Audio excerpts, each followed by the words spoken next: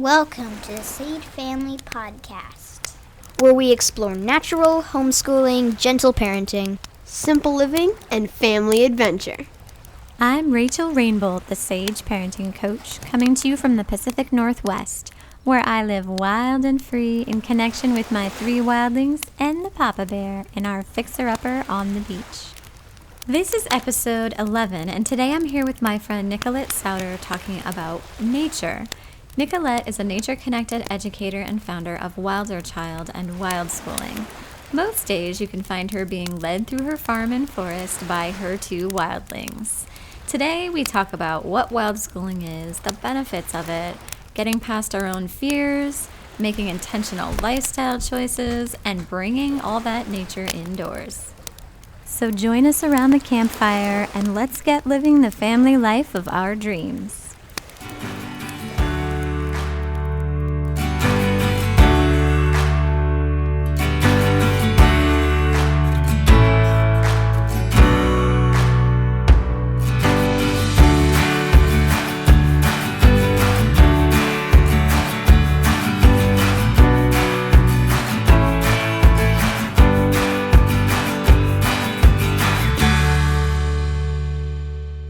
To our generous new patron, Chrissy Florence. As Sky likes to say, thanks for being awesome.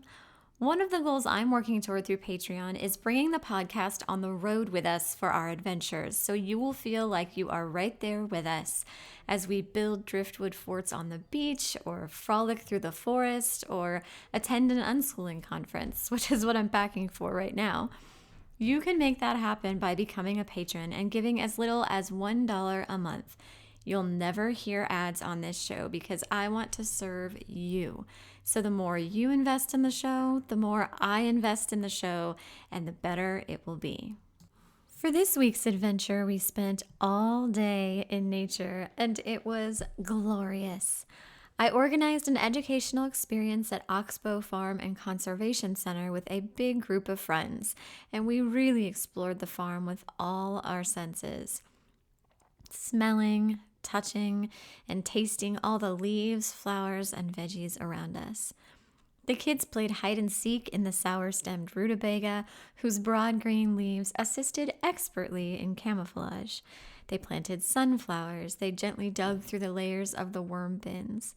As the farmer who joined the kids offered wisdom and followed their lead beautifully was asking me about homeschooling, the kids organized themselves into a storytelling circle on small wooden stumps in a vine-laden teepee, each child taking a turn to add a new dimension to the story, inviting each other to share in the fun, delicately hushing an interrupter here and asking for clarification there. All were grinning ear to dirty ear. When our time at the farm was done, we decided to head over to a nearby state park. We crossed a large suspension bridge over a river into the forest where hours were spent playing with friends. There was role-playing, there was rough-housing, there was cabin, yurt, and trail exploring. There was mama conversation that went on and on in the best way. When the kids were hungry, we all went to a nearby pizza place where the owner kept the water and breadsticks flowing. The sun was setting when we embarked on our hour drive home. After warm showers and relaxing books, we all slept well. If you want to see photos and videos of this adventure, because I posted a ton, then head on over to Sage Parenting on Instagram and follow along. Today, my friend Nicolette is joining me to talk about nature. I have been in her Wilder Child Facebook group for years, and I think after being introduced to her through my friend Leia, who joined me on this podcast in episode 8 to talk about reading, and every time I get the opportunity to hear her speak or read something she's written, it resonates with me so deeply. So I reached out to invite her on to inspire you all in the way that she inspires me around embracing nature as a wild schooler. So tell us your story, Nicolette. Who are you? What are you passionate about? What about your relationships in life fulfill you? What is your relationship with this topic of nature? Well, first of all, thank you so much for having me on and for such a kind intro. I love all the work you're doing, and it just so resonates with me, everything that you're doing. So it's awesome to be able to just have a conversation with you today. Oh, thank you. It's a love fest. Do not get me singing because we will never get through this interview.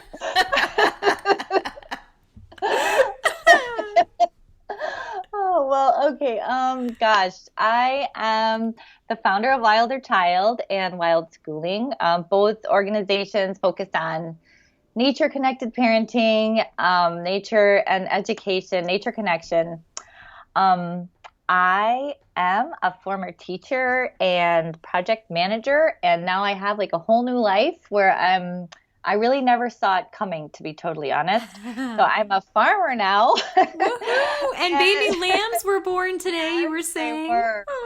They were born today, and and I'm here with my husband and my two daughters, wild schooling in Michigan, and also my extended family is a big part of what we're doing. My mom and dad are actually about to move into a house right across the driveway, and then eventually my sister will be on the 20 acres next door. And so we like to say we're not a commune. We're gonna wear T-shirts that say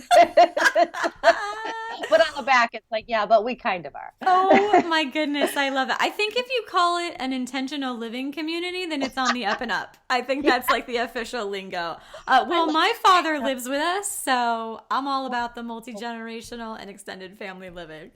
Oh yeah, we love it. It's like we're relearning a lot. The skills we all used to have, we're not used to it. So just a lot of relearning. But I love. It's been 5 years now of baby steps, and it's really starting to come together. So it takes time. Yeah. Oh, that's so exciting.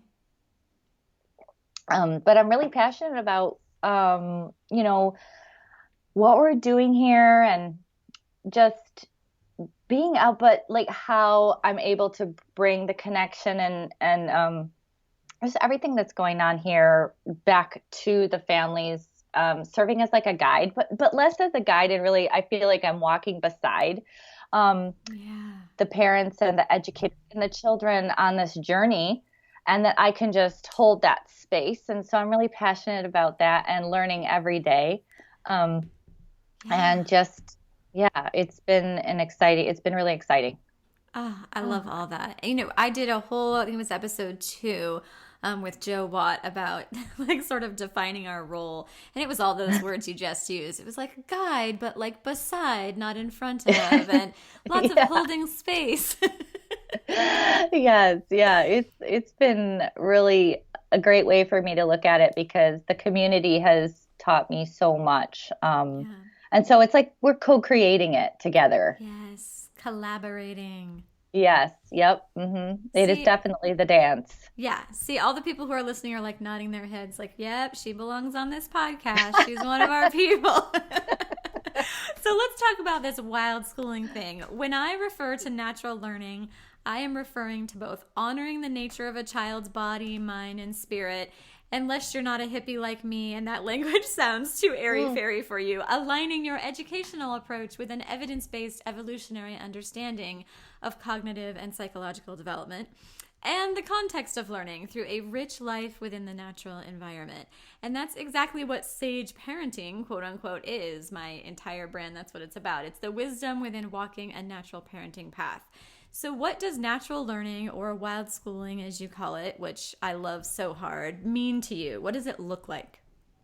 Great. Well, this is a side note before we get into that, but I was thinking about your name, Sage Parenting, because you just brought it up. And did you know that sage is the name of it comes from the roots to save or to heal? Yes. It's actually my second son's middle name. So it's beautiful. That name, like I dove deep in like the meaning behind it, and then I actually spent months trying to think of a business name, and then I'm like holding my baby and like, what am I going to call this work?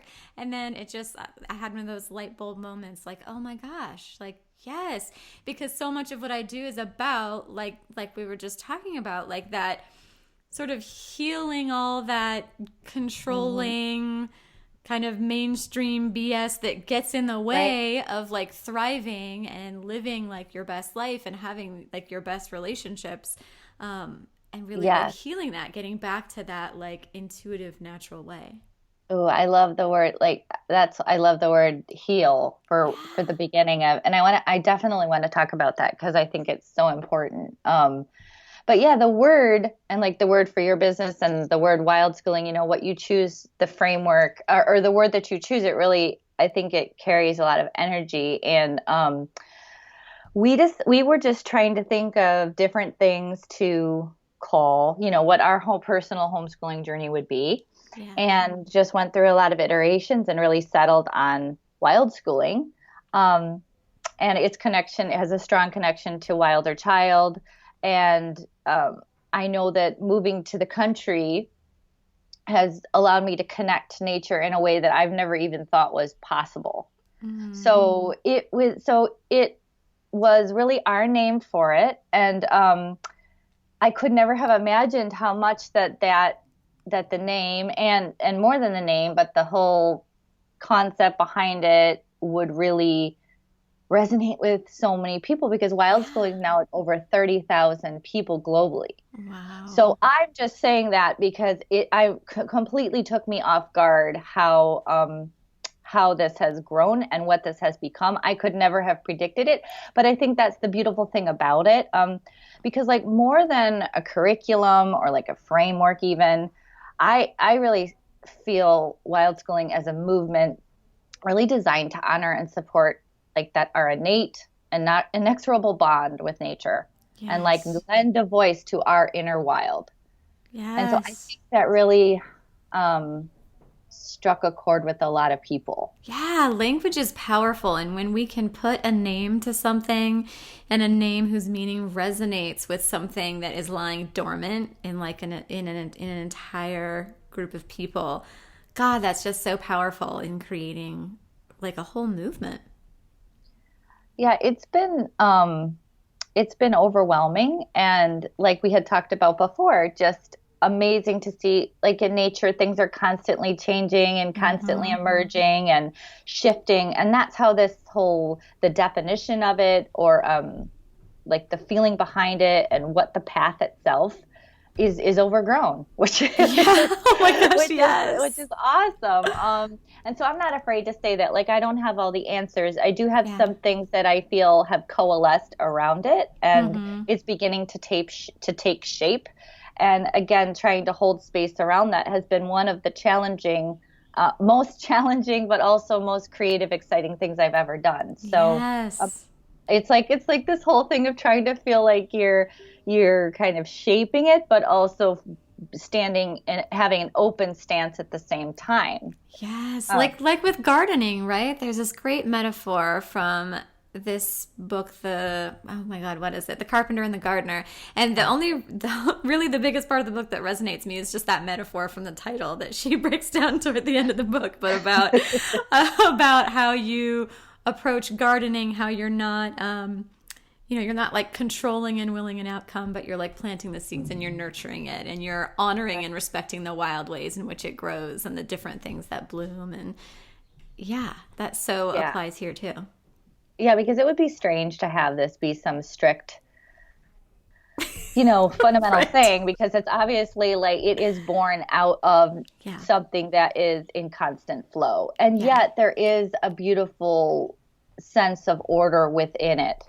Yes. So finding that and feeling our way together as a community through that is really good work. Yes. Oh, I love all of that. Well, let's talk about some of the benefits. So in my coaching, I recommend holding space for at least 1 hour of unstructured time in nature every day. And that could be a family adventure in the mountains or simply a child-led evening walk. I'm hoping that you'll share some of the benefits of unstructured time in nature.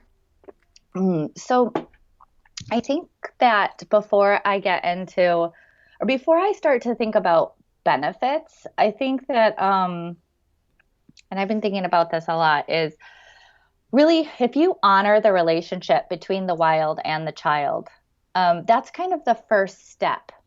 because then all the benefits are going to start to unfurl. They're going to start to reveal themselves. Because I think if you honor that relationship, you'll start to see that they naturally need that unstructured time. Mm-hmm.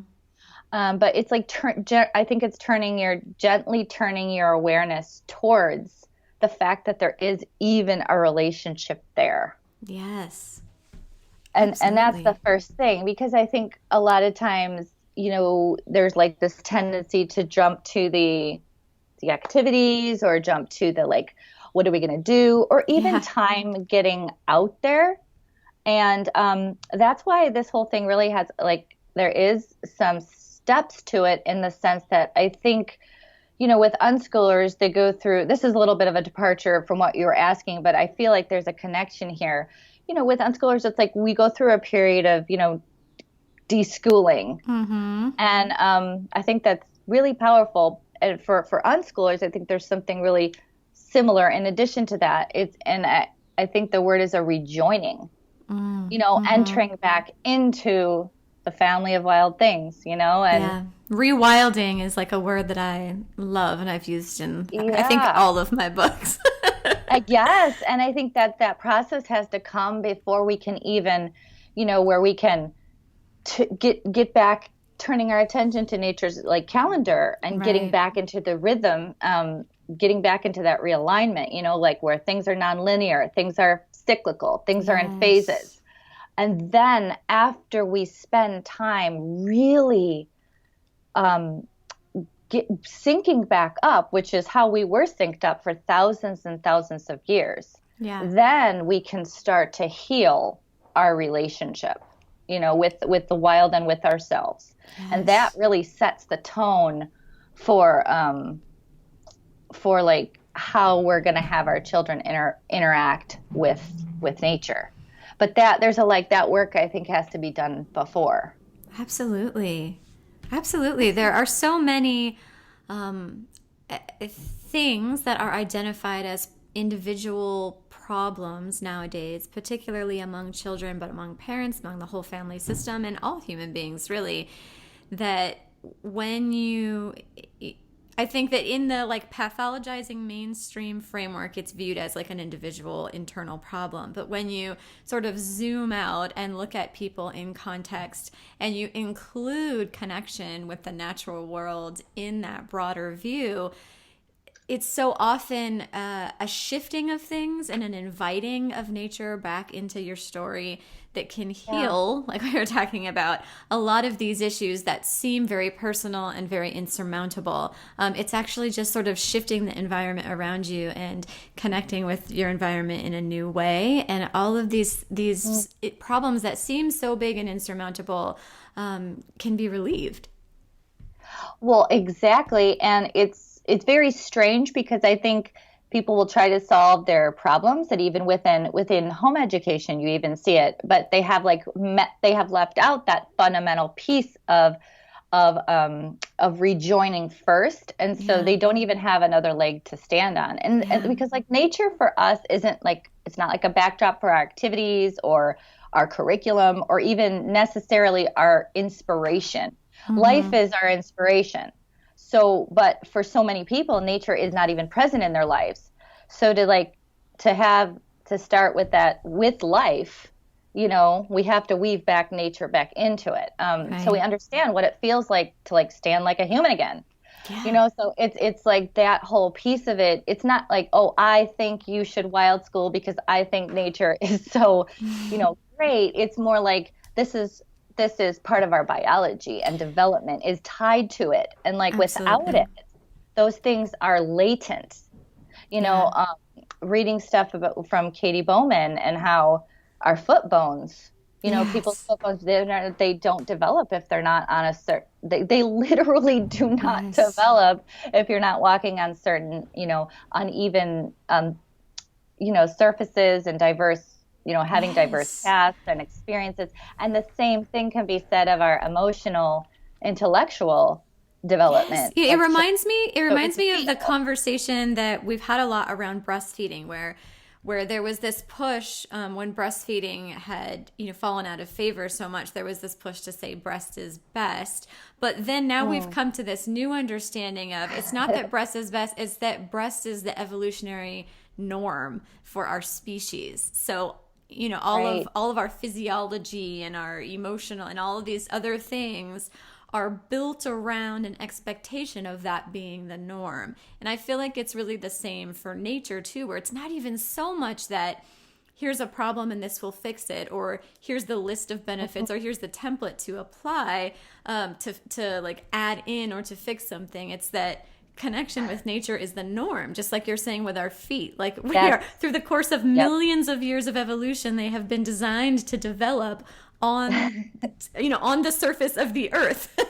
Like in contact with that. And so to remove that is just to remove this really deep-seated norm. So it's not even like, oh, here's an extra benefit. It's just, this is the norm.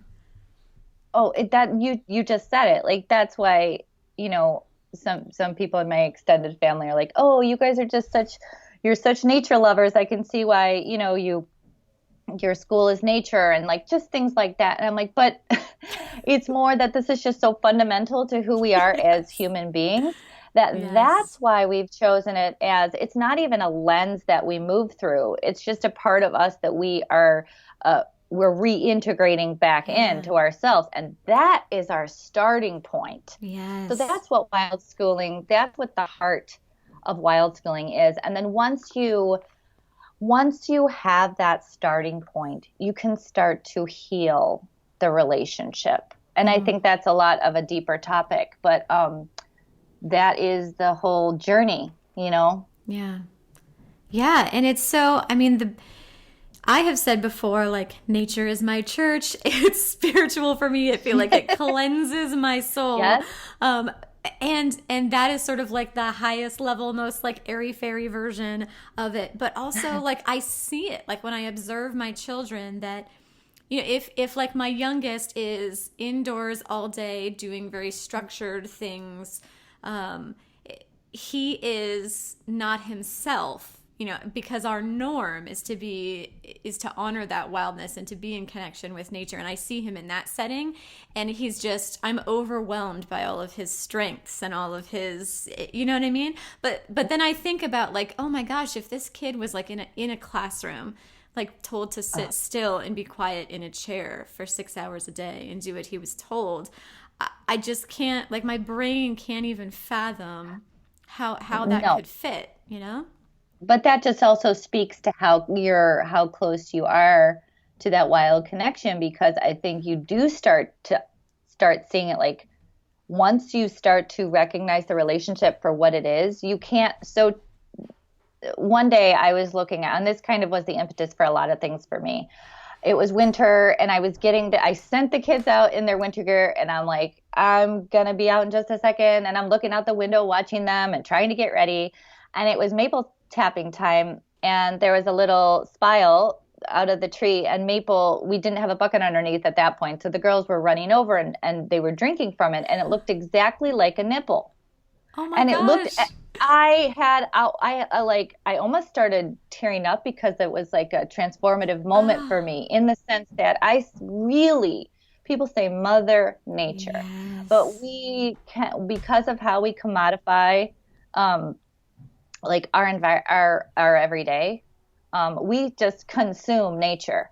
And even though I had been unconsciously doing that, like our relationship with nature is really not healthy in ways that we can't recognize. And I still struggle with it every day. Yeah. Like we talk about the weather crappy, if it's a bad day, if you talked about a person the way we talk about nature, the relationship would never survive it. So true. For me I started seeing nature as the third parent for me.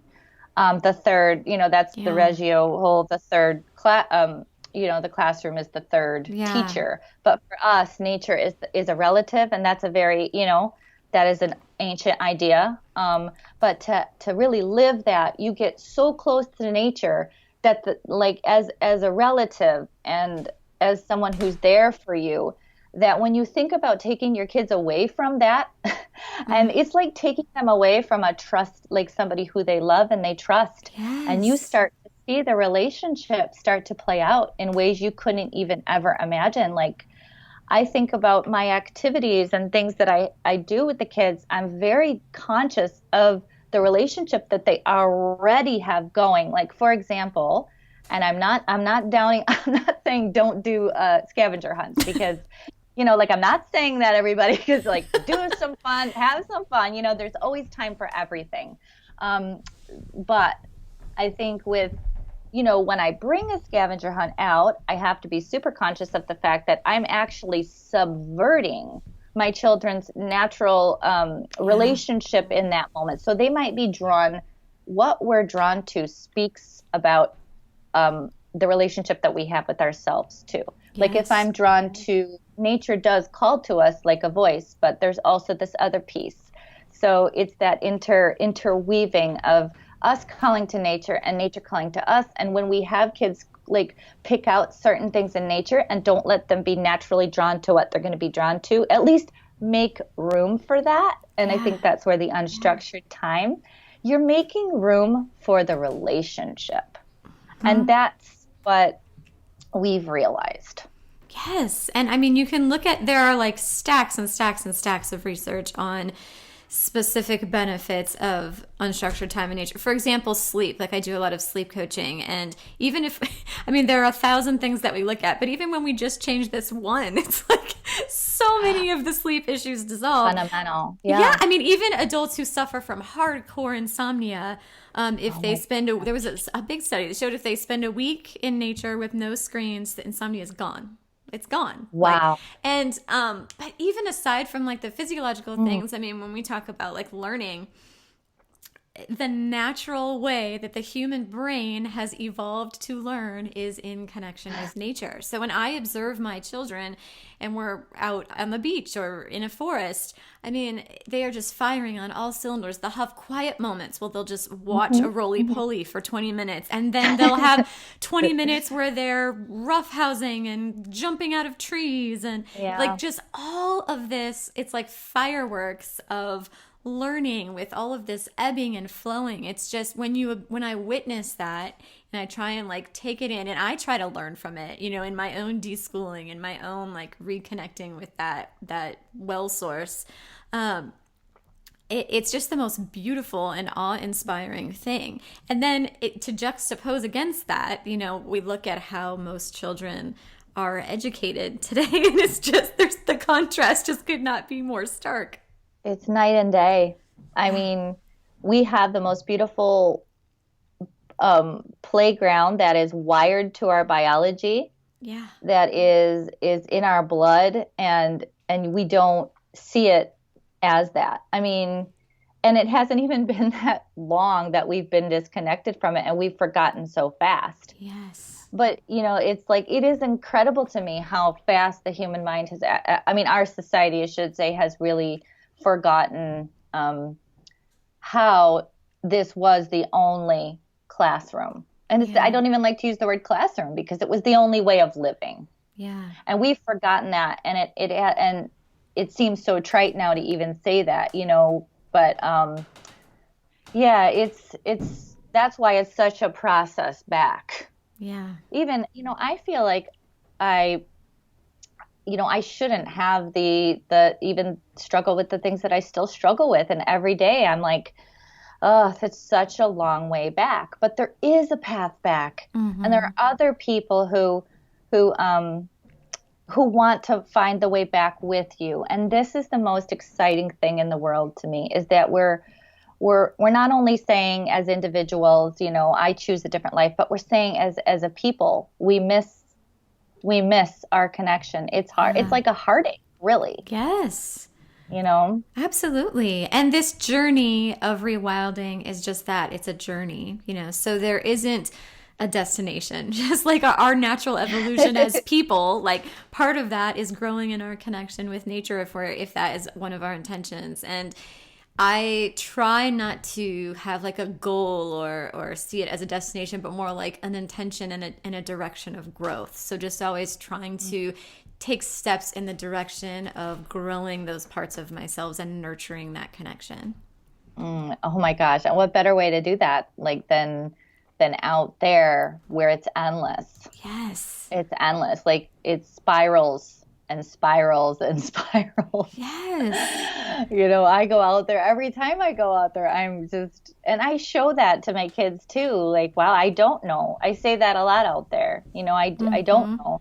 And sometimes I say it because I don't know. And sometimes I say it because I don't think we need to know all the time. Yes. I mean, yes, it's important, that you can actually find a lot of, within the structure of knowledge, like really getting familiar with your local environment, you can find your freedom there within that structure. And I think that's important to scaffold that as kids get older.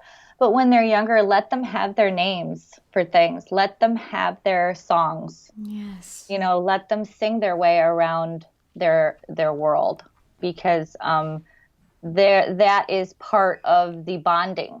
Yeah, absolutely. That was so cute. They called it a tumble wumblebee. Well, that's like their bonding. That's like their nickname. Again, if you frame it as a relationship, you'll start to really, it's trippy. Like, yes. just really start to just see it, and it feels so different to me.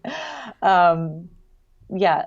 Well, and one of the ways that we grow through this relationship we have with nature is around fears. So I've really witnessed two themes holding a lot of people back from connecting with nature, and I would love to address both of them with you. And the first is fear. Those of us raised on the mainstream path heard a lot of fear and control-based no's growing up. And setting that voice down to step into acceptance and trust is often quite a hurdle. So how can parents speak to that fear those fears that hold them back from feeling at home in nature? Yeah, this is a big one, because I hear it almost daily. Something that someone, and with myself, I feel it still, like the shadow of that, because I grew up in the public school, and I basically did, like, the public school raised me. I was there more than I was, at home. It wasn't my parents' fault. Me too. Yep. So I still have shadows of that fear and that controlling.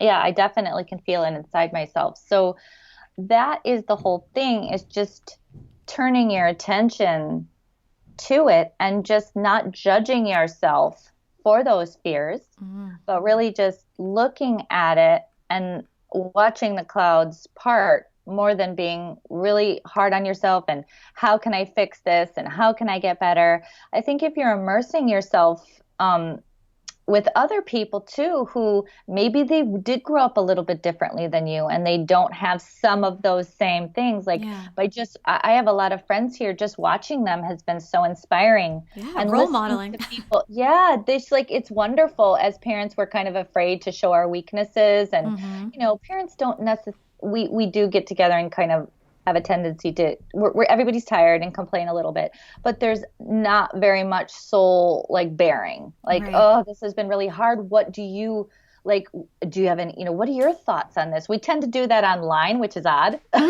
You're so right. Because we feel less vulnerable. But you're going to turn to, it would be amazing to have a group of parents who you could turn to, trust your heart with, and say, what, this was a really difficult day. What's working for you? But I think with nature connection, it's really important, because you can be out there together, and you can be growing together, and you can be vulnerable together.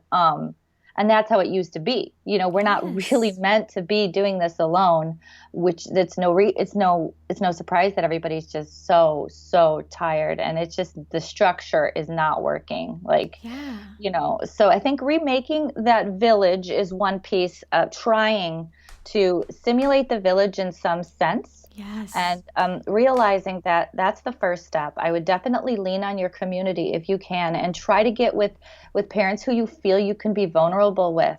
And then I think just understanding that, not understanding, but truly just sitting with this truth. We are animals. Our instincts are there. We are nature. You've got it in you. So moving into your body, using your senses to re-engage your connection, like going barefoot a little bit, just a little bit. You don't have to do a lot. drinking tea outside, like on a hot day, so you can sweat a little bit, like smelling everything like really deeply. Maybe you want to like smell before you do the sweat. It's so funny. I actually talk about how the most relaxing scent to babies is the scent of your scent. And one of the little tricks for better sleep is like to take off the shirt you wore that day, and hopefully you got really sweaty and like like sour milk stains and like pit stains, whatever, and leave it nearby, and that helps so much with sleep. Oh, I believe it so much. Like, I love the way my husband smells. Even when, he's like been out doing, out in the farm, I'm like, you smell great. It's just that's so basic, being drawn by sense. But I think you can reestablish your relationship through your senses and know that nature's there for you. She wants to connect. And why am I talking about all that? Because I think like that might not seem practical, like all those things that I'm saying, like, just tell me how I can feel better outside when there's ticks. But I think that all that stuff the familiarity of it, you'll start, and re-engaging with your senses, you'll start to slowly but surely have a level of trust and comfort that will help you address any fear that you have. Yeah. So just what I'm saying is like, if you can get all the tips in the world for how to handle ticks, how to do this, how to do that. But if you do not acknowledge those stories that you've come into nature with, that you've built all the, that you have to you still have to rejoin and you have all these stories. And if you don't re-engage your senses and re-engage that physical, biological connection, then I think you're always going to be looking for quick fixes. There's always going to be another fear, and it's always going to come up. Yeah. So I think a wonderful thing that you can definitely do that will help all of that is have one place that you just keep going back to. You can, that doesn't mean you can't go to other places in nature, but have one place that is you and your family's safe place. Like, where typically the ticks would be, you just have a sense of safety and peace in your space. And you know that there are risks, and but you know what the risks are. Yeah, so I think that for a lot of people who are fearful, I think it's about the disconnect with the relationship, of the space. So just slow way, way, way, way, way down, and just keep returning back to that same place. And then you can build your relationship there and go ahead and arc out from that foundation. Yes. So, you said so much really good stuff in there. So I think the first thing I want to touch on, something you mentioned earlier, is that when you feel an uncomfortable feeling, the most emotionally agile way to navigate that is to acknowledge it and see it and feel it, and you can even speak to it.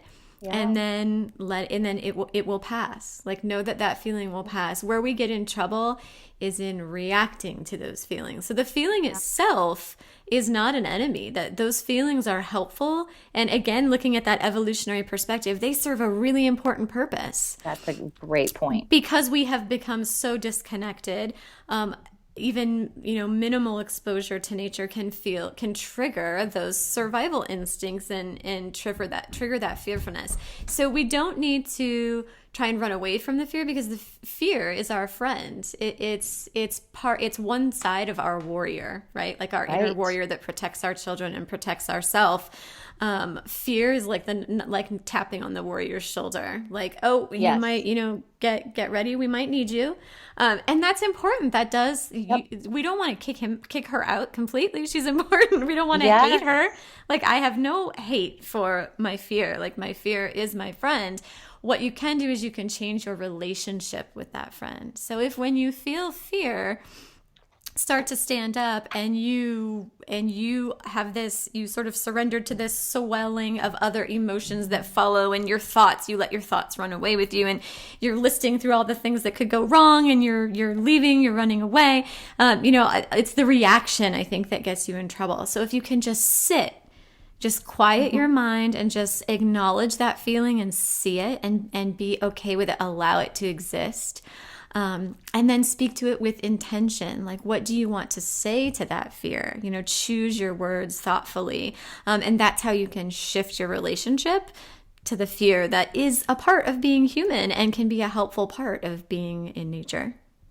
Oh my gosh, yes. And that fear used to, like you're saying, it used to serve a really good purpose, but now it's gotten so mixed up we can't see what's valid and what's not. And the only way to figure that out is to like go out there and build back the relationship. Because it'd be like if you have a neighbor that you are kind of weary about, you have a weird feeling, I mean, the best thing to do is go over there and connect. And it's the same thing. Yes. And pretty soon you're going to go out that 7th, 8th, 9th, 10th time and you're like, oh my gosh, I can't believe this stump. I was ever scared of them, of them being on it. And I just give yourself some grace and give yourself some time. The important part is that you have the intention to connect. And you're opening yourself up. Nature really opens herself up to us. She doesn't hide, the old parts of her. She doesn't hide the death. She doesn't hide from us. She lays herself totally bare. Yeah. And I think she's inviting us to open up too. Yeah. It's always just a good reminder to know that it's there just sitting like open, waiting for us to open up to even as much as we can. Yeah, as one much as step we at can a time. It's the journey, exactly. Right? Not the destination. Yeah. And I think CBT, which is like cognitive behavioral therapy, has such good outcomes in dealing with anxiety, and that's sort of the clinical language, like anxiety and CBT. But basically the heart of it is exactly what you're talking about. It's exposing yourself, like putting yourself in that situation to the point where you feel that fear and then sitting with it until it subsides. And then next time you take one step further, and next time you take one step further. And then before you know it, like you're right where you want to be. Oh my gosh. And if you have a small community, even if it's one other person to share that journey with, you're going to be, so many people are so scared of foraging with their children. And they always ask, what's a book? What's a book? What's a book? And I always redirect people back to their community. Find someone who has a relationship with the land in your neighborhood. And really, they'll take you. They'll guide you. They're going to introduce you to their friend nature and their friend and their friend violet and their friend dandelion. They have, herbalists and foragers. They really, really feel that very strongly. Yes. And again, that is part of the rewilding too. Like that is the natural way that we learn through connection with mentors around us. Yes, exactly. So for us to always seek out the books, and that we always should, because knowledge is wonderful. But I always go, like, all my foraging knowledge came from local teachers. Yeah. Just like I remember the day my husband's like, I paid somebody from the city. This is when we were living outside Chicago, to come come to our land and just help us name and start to get to know the land. I'm like, that is so amazing. And he just opened up our eyes more than any other book could, because he had a relationship with the land there. I know I've said really, like, I love that. Take a drink every time I've said relationship. But it was like he knew. We had just moved from Colorado, so I was getting to know the land that I grew up as a child. I was reestablishing that connection. So. You don't think that you need to do that maybe, but it is a slow thing. It's like getting to know anybody, even if you have an instant, like spark with somebody, it takes a long time to really get to know someone. So I just encourage everybody to just give yourself time and give your children that time to be with nature in the way that they are, like, it's in their blood to be with. Yeah, I think there are like a couple of themes that are really strong through all of my work and that have developed through this podcast, and that's connection and trust. Like those are two really big themes, and they apply so wholeheartedly to this conversation. Oh my gosh. Well, I'm so glad that those have really come out, because that's how I feel now when I'm walking with children out there. And that trust, that circle of trust is a beautiful thing, you know. And I think that this whole idea of being back in the circle and finding love there and meaning, and that is the key to everything. Just trying to enter back into something we are most definitely disconnected from. Yeah. Oh, I so agree. And so I'm going to share a little personal story, which is, I think, might be helpful for people to hear in a strange way, because it's basically like the scariest experience we've ever had in nature. But I think it might be helpful to sort of to hear. Sometimes, like, the fears are unknown, and when the fears are unknown, they're even bigger. Does that make sense? Yes. Know? And sometimes it can be helpful, to kind of hear how someone walked through one of those experiences and made their way through to the other side of it. So when we first moved here to the Pacific Northwest, like you were talking, we wanted to connect with people who could introduce us to the nature up here, which is very different than the nature in Southern California where we were from. So we joined this family rewilding program on an island that's just across the sound from us. And this program was beautiful, and the mentors in this program were beautiful, and they had such wonderful wisdom and experiences to share with us. And on one of our adventures, we were doing an exercise that they were guiding us through, and my littlest one was walking off the trail through the forest as I was standing on the trail watching, and stepped on a wasp's nest. And oh my gosh. Yeah, so he was standing there all happy, and he was actually with this teenager who was sort of a mentor. He was following behind him, and he stepped right on this wasp's nest. It was in winter too, so they had assumed that all the wasps, were gone or dormant. All of a sudden, the ground just erupted in a swarm around him, and this kid is just happy all the time, like, is so tough. And he just started screaming, and I looked at him, and I looked at him right, and like locked eyes with him, and yelled, "Run!" And so he ran toward me to the trail, and then up the trail, and I was running behind him, like just trying to shed all of his layers. So it was the dead of winter. It was literally freezing outside, so he was wearing tons of layers. God. So just stripping them off layer by layer, because they're just in all of his clothes. And I'm just peeling off the layers and pulling off the wasps. And he's just running and running. Then my other two kids started screaming, because they were, of course, when West screamed, they came running to help West. And so by the time we got out to the field a good distance away, I'm just frantically peeling all the layers off all my kids and picking wasps off of them. And then all of the other women and parents around kind of swarmed around us and were picking wasps off of me, because I'm like focused on the little one, and he's crying and screaming. I'm getting all of these wasps off, all of his clothes off, and in the end he's standing there like shivering uncontrollably and like naked in like this icy weather. My God. And the community was so wonderful. I mean, they were like holding us. They covered all of his stings with mud, but we were also really isolated, like on this island. There are no hospitals here. Like there are no, and so a lot of fears, like in those moments start to bubble up. He'd never so much as been stung by a bee. Like, is he allergic to these things? I don't know. Like just all of these fears. And of course, like, being surrounded by really great people was helpful. They're covering them with mud, and I was sort of trying to breathe and come up with a plan about what to do, and do we go to the ferry landing, but then if he stops breathing while I'm driving, just sort of working through all these things. One of the women who was a mother in the group lived just across the way, so she brought us into her home so that I could give him a bath and actually like track the swelling.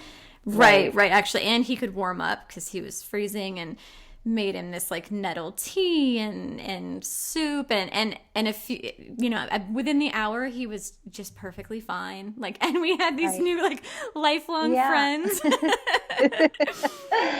it was so scary in that moment.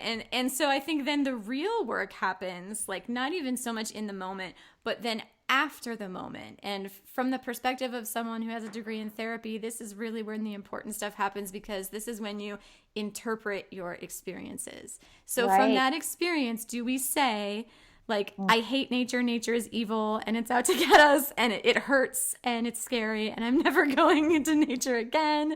You're like, I thought we had a relationship. Totally, like, I full on felt, like, betrayed, and, and so it was, like, the rest of that day of being angry with nature and mad at Mother Nature, and having my feelings about it. But then you start really the work of interpreting, like, how can I learn from this experience? What could we do differently moving forward? But also, how can we repair that relationship? And so we met once a month with this family rewilding group. And so we came back the next month, the kids were incredibly apprehensive. And I told them, kind of like we talked about, we don't have to do anything that feels like too big of a step for us. We're going to take small bites. So we're going to go and we're going to get out of the car, and the group is going to meet right next to the parking lot in this clearing. And then they'll head off on the trails, and we can stay right there in the clearing if we want. Right, we don't have to go. We don't have to go. So we'll just go to the island, and we'll just be right near the car, like in this well-trodden, like, lots of people play there, so there are no wasps' nests, there's no wildlife that can hurt us. We'll just be right there in this clearing next to the parking lot. And so that first time, for the first couple of hours, my littlest one was in my arms, like didn't want to pick his head up, didn't want to look around. And that's okay. Like, we're here and I'm here and I'm holding you. I'm not going to put you down.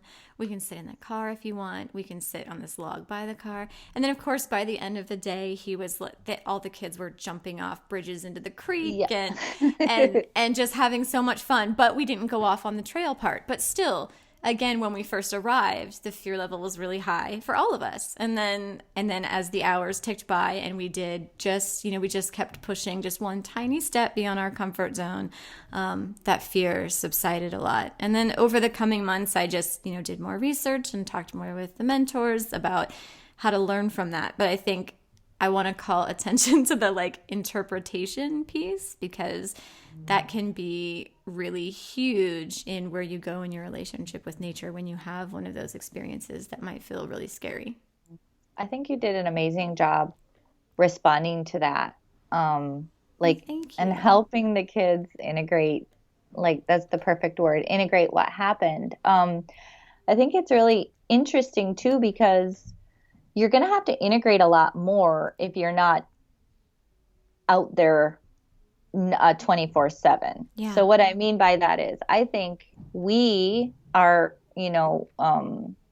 just like most modern children in our society, I think they have and I'm not saying this as a negative, I'm just saying this kind of as what it is. Like, we have a sense of, we think things are under control.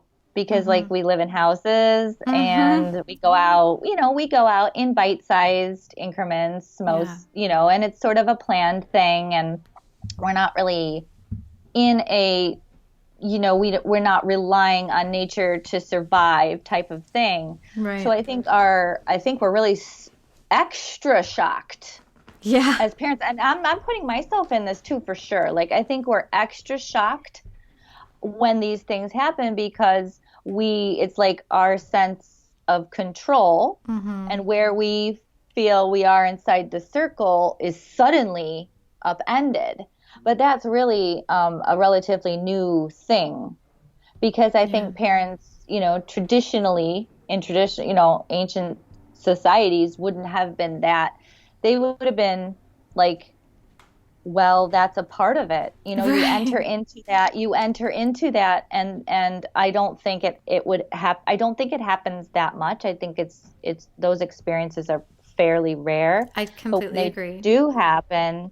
It's a part of life, which is a completely difficult thing for us to shift into a mindset. And we can have scary and hurtful experiences not in nature too. Like car accidents are gosh. far more common than Yes. stepping on a wasp. Well, and Oh yeah. not having that like anger piece that like, yeah, you guys stepped on their house. Like, Yeah. we would all get upset if a giant crushed our house and while we were sleeping too. Like we'd probably wake up and be like, oh my God, trying to defend ourselves. Like, yeah, And that naturally. comes from being out there in their world. Well, you're not just in, so it is an interpersonal thing. I mean, obviously you're not going to bring that up till they're fully have integrated the experience and like, but if it's part of the constant culture of your family to constantly be, reminding each other of the fact that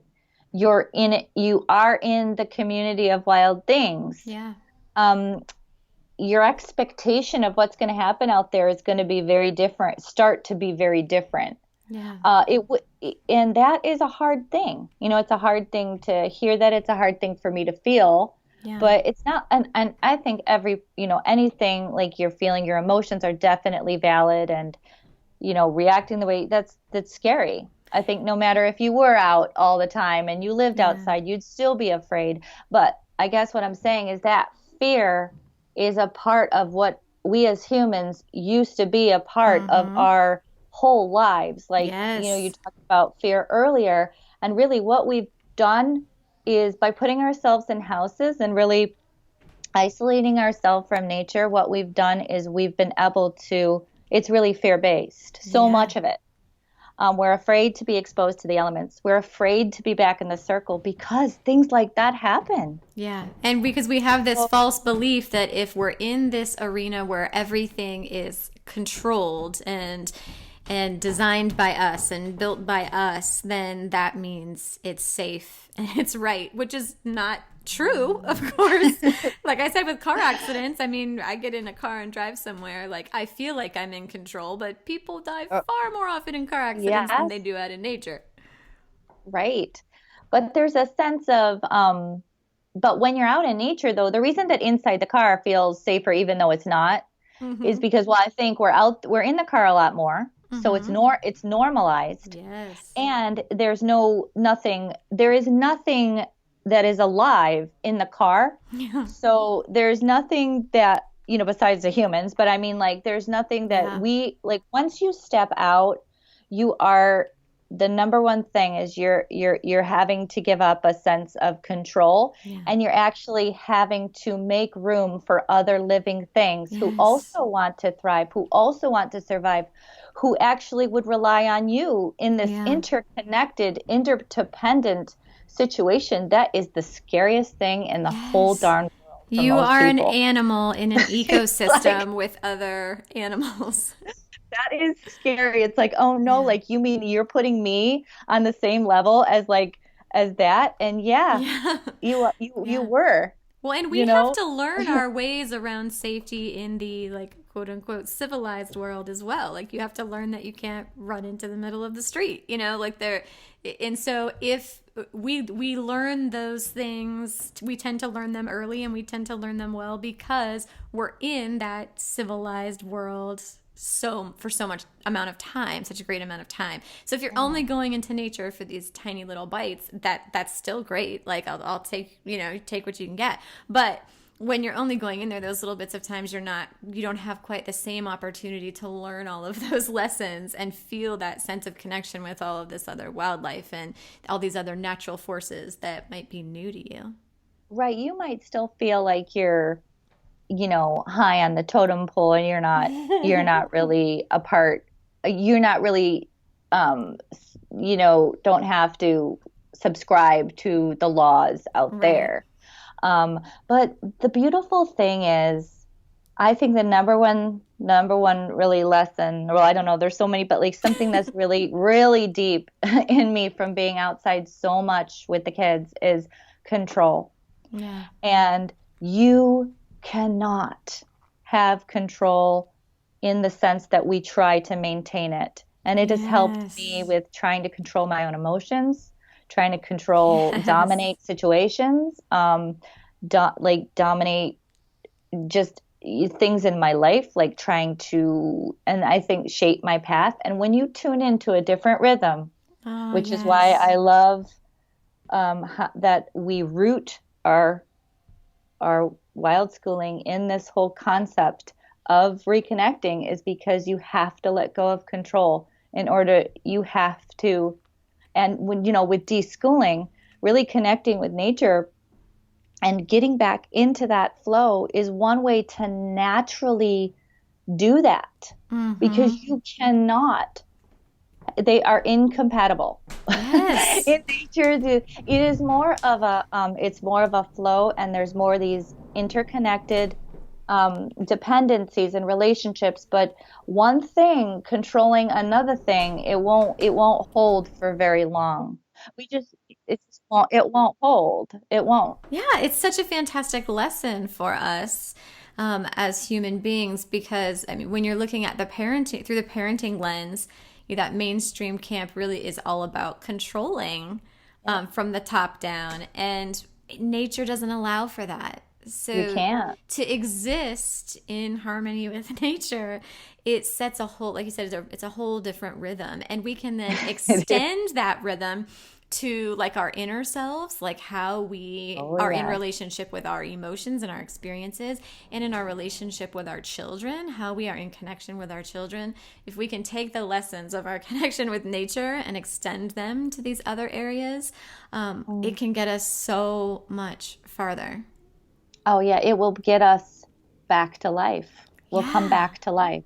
We will. Yeah. I mean, to see your child like you would see a tree, like I see Yeah. this child, and this child is exactly what it's supposed to be and what it was always meant to be. All its potential and its inevitability all wrapped up into one thing. And it's my position, my gift, my role, just to get the privilege of being in connection with that, and nurture it in the ways that I know how, like nurture it passively, clear my crap away from its trunk, like keep my BS out of its way so that Yeah. it can thrive, and I can appreciate its beauty, and I can sit under its shade, and I just feel like if we could just extend more of those lessons, like that we can learn from nature, into other areas of our lives, we would be so much better off. Oh my gosh, yes. I love that metaphor of the child as the tree, and seeing the essence of the child, because like when you walk out in nature, that's one thing you're hit with, Yeah. is essence. Like a tree is, you feel its essence, like the grass, you feel its essence. And to be able to see your child, be able to show their essence and be their isness, Yes. that is a gorgeous, beautiful thing. And I love my children so much. And of course I have a special place in my heart for them, but in terms of being able to see that they are part of a larger cycle, and understanding that we are no more or no less than anything else that's a part of that cycle, and to start our living and learning from there is going to Yes. be a gift to them. Oh, so much, You know, yes. I mean, if your child is an evergreen tree, like if that's their seed and they are in the earth and rooting and blossoming and blooming, no matter how much you stand there and say, I want you to be an oak tree, and I want these kinds of leaves, and I'm going to make you this color, and I don't want you to bend so much as the wind blows, and it's all for naught.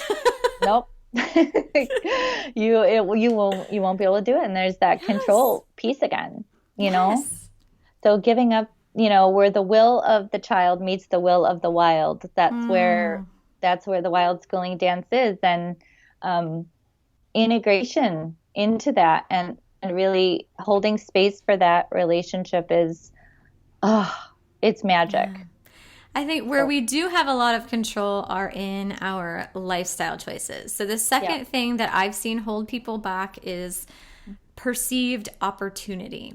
So if you've been listening to this podcast, you know that I want to empower you to align your choices with your values. And if nature is a priority for your family, then reflect that in your lifestyle. You are the author of your story, and what is the setting that you choose? So what things in your own life have you said no to so you could say yes to nature? Well, I think like it, oh my gosh, I'm just laughing because I've said no to being accepted. Oh my gosh, yes.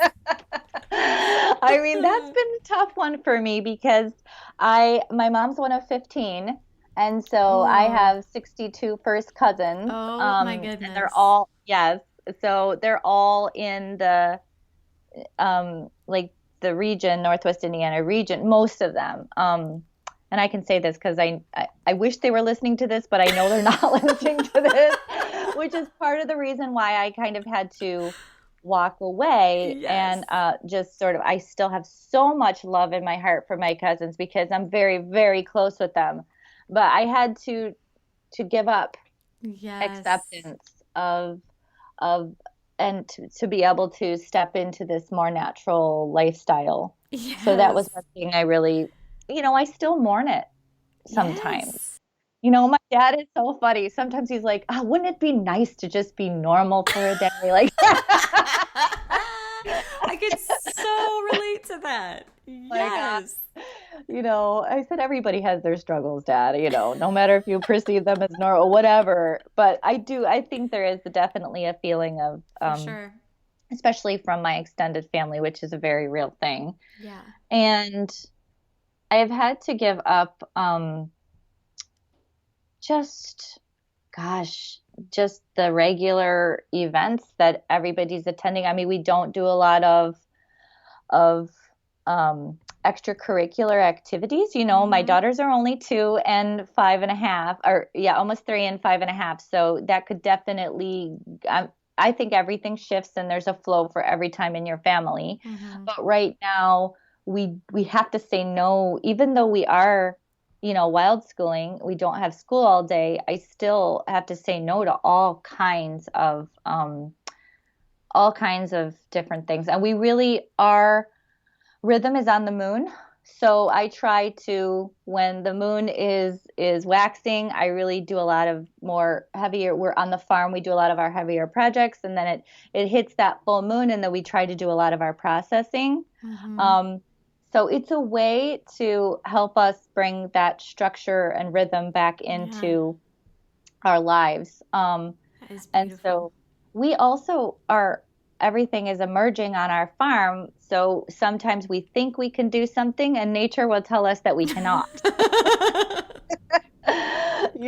So that has been something that's really, I think that's been very important for us is because it's a relationship of our schedule. Yes. Sometimes nature says, no, not today. You had this plan and we just have to accept that that's not what's going to happen. So actually, I don't even know some of the things I've had to give up because I just kind of wait and see, okay, what are we going to have to give up today? Yes. So you said no to like conformity. So you could say yes to like living your family's joy and peace and, having those things. And you've said no to control. So you can say yes to being in relationship with nature. So there are so many of those choices that we make every day. They can be big choices and they can be small choices. But so often for the majority of people, they take place on this unconscious level.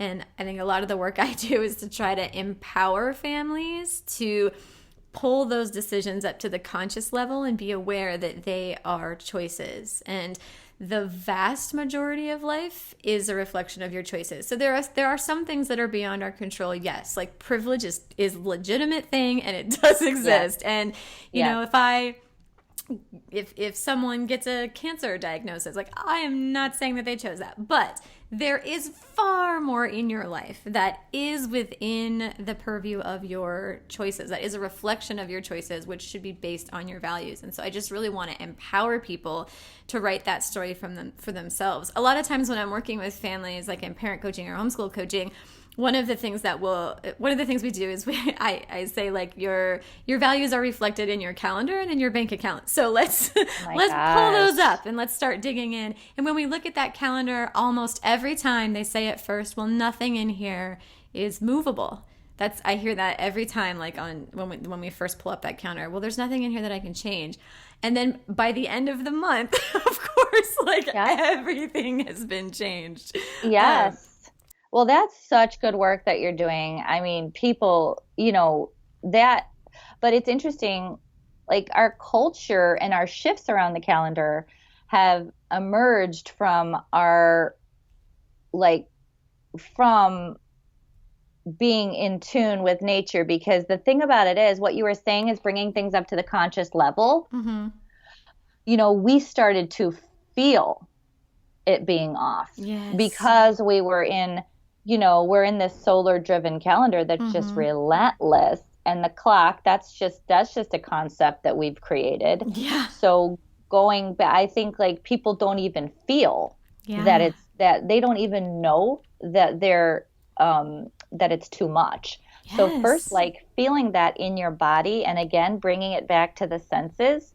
Sometimes you can tell somebody a million times. I know me, I'm the most revved up person that I know. And if I can unwind, I feel like anybody can. I mean, I'm so right there with you.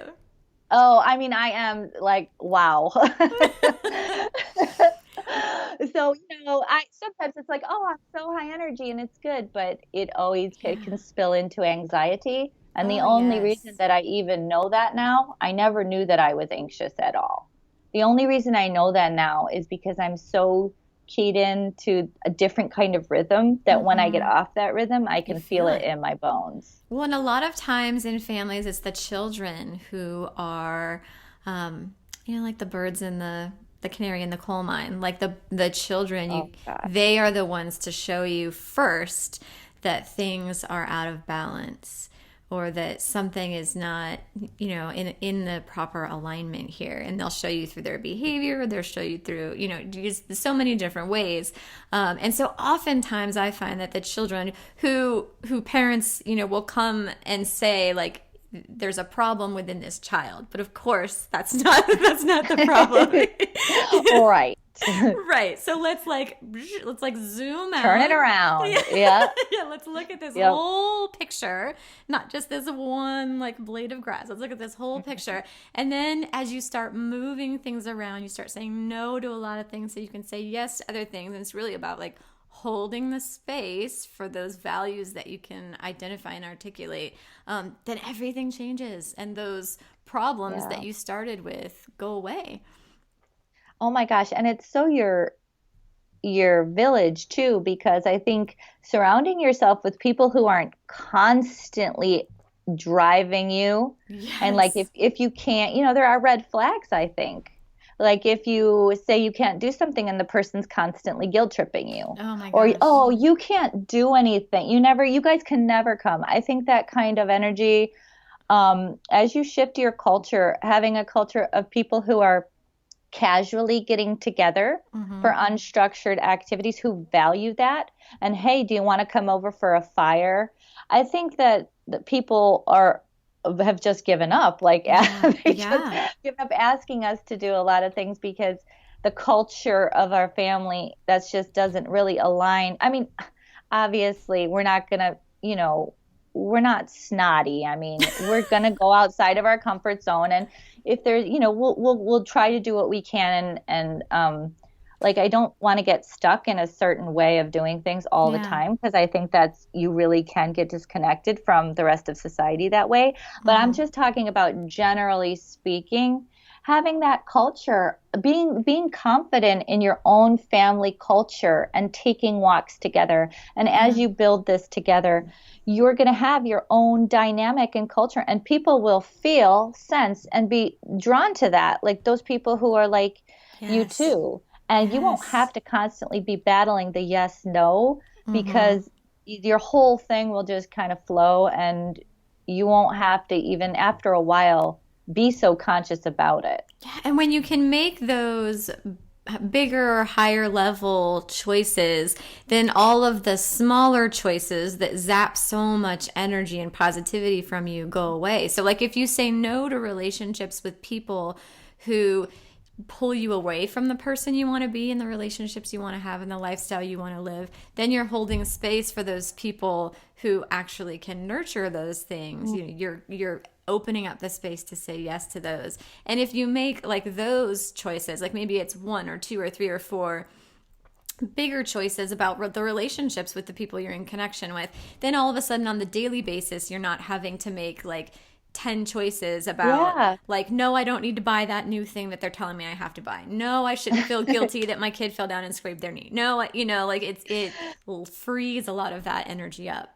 Yeah, the big choices, you're right. There are some big fundamental choices to make. And then from there, it kind of, you start to fall in, well, I think there's lots of ways in. There's lots of ways into, there's lots of doors, the ways to enter through to get to this. But the important thing is knowing how you want to feel. And so like, however you enter, that's why I always talk about the senses so much, getting back in touch with our bodies, because like if you can figure out how you like what feels good. A lot of times there's kids, they don't even know what parents don't really know what their kids look like relaxed because they've never seen it. Yes. And we don't even know what ourselves look like relaxed because we've never felt it. Yes. So first, if you can feel it first, you'll always want that. Like you'll walk the path, whatever your path looks like, you'll walk towards it. And the whole thing about nature is nature can help you feel it again. Yes. It's like that great Carol Black quote about studying children in schools is like studying killer whales at SeaWorld. Once you are actually in that space of nature with your children and getting to know them in that context, like you feel that feeling, and then you want your choices to align with that. Yeah, you see it blooming, and it's a very unique feeling, and it's like a tuning fork. Like when you feel it, you tune up. Yes, absolutely. Well, and I'm just going to give a couple examples, like off the top of my head. Like our house, when we moved up here and we were house hunting, we had to find a house quickly because we had no place to live. My husband started his job and we had no place to live. So, but we looked at house after house after house after house, and we said no to all of these other houses. And we said yes to this house. This house is on an acre of land, and it's right on the Sound, and it has this amazing view, and these I'm coming to visit. That's it. I know, come visit. And these mature evergreens that just tower, and this trail down to the beach, and it's just the nature. Like that was number one on our list. The house was falling apart. Yeah. It was completely falling apart. And so I've like talked a little bit on this podcast before about like living in this fixer upper and fixing it up. And we have not regretted that choice, like not for a minute, since we moved in here with 3 kids. Like there was no electricity, there was no hot water, there was no, like it was a mess. And it was so worth it because we made the choices that were aligned with our values. Like we said no to a cookie cutter house in a really tight subdivision with no nature because that wasn't our priority. So nature was our priority. This is our budget, so let's get the nature and then we'll work on the rest. Yes, and even if you're in the city, I lived in Chicago for a long time, and I have a piece of my heart that's in the city, but I think I think it's harder in the city because so much is pulling on you, so many things to do. But I think that those big choices are still like the same. It's the same thing in the city. And, I foraged in the city, but again, it was a city. I was with a local forager, urban-based forager. And I found rooftops where they were doing, where you could go up. They were kind of like secret gardens that anybody could go to. They were awesome. Scrappy. They were hard to find, but community I found gardens. Them. Yeah, like it was like some scrappy backdoor, thing, and then like beehives and a little bit of green, but found that moment that we're talking about where you feel that you start to establish that feeling that you always want to keep coming back to. And I 150% believe that you can do that anywhere that you are in little baby steps at a time. And everything that you do adds up and it does matter. So please, I just don't want people to think like it doesn't matter. The only reason that I wasn't connected like I am now, yes, it had to do with the land for me but only because I had gone so long not connecting. It didn't matter, like in the city, or I've been in lots of different houses anywhere. It could have happened anywhere. I just needed like a big slap in the face. Me personally, so Yeah. I think that it can happen. And I felt echoes and songs, and I heard it inside of me. I just never ever paid attention to it. Yeah. Which is why I think it's so important to like feel it. I just it was like in my head. I was sitting a lot. There were a couple things in my life that made it not advantageous to actually hearing the voice of nature and being able to feel it. So that was personal to me. And I truly believe that no matter where you are, no matter if you are in a little apartment and you do not have even a balcony, you can find your wild. You can. And that's like what I'm so passionate about, is helping people do that. And one big way of doing that, like there is the choice of geography and your home environment, but there's also the choice of time. Like one of the things you said about not hearing the call of the wild, if your life is so busy and loud, then it's hard to hear. It drowns out that voice of Mother Nature. So like unbusying your time is a big one. Well, and you mentioned not doing a lot of extracurriculars, and we don't either. One example of like the tribe building and holding space in the time is that I started this hack school group, which is, I call it Homeschool Adventure Club. We call it Hack School. And one day a week, I have an adventure that's planned.